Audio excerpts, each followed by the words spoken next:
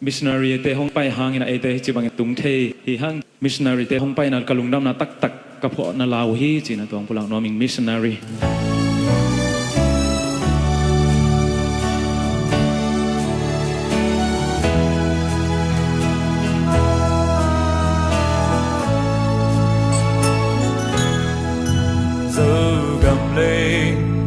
bằng riêng xa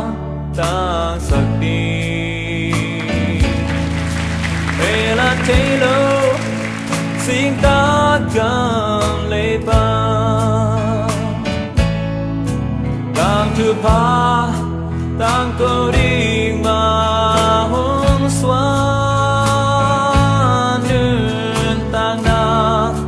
ta mình lấy từng gal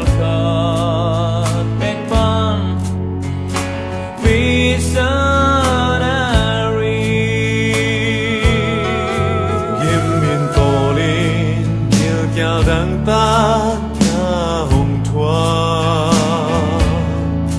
đầy tung nó rằng na té xa theo gió hoa té xa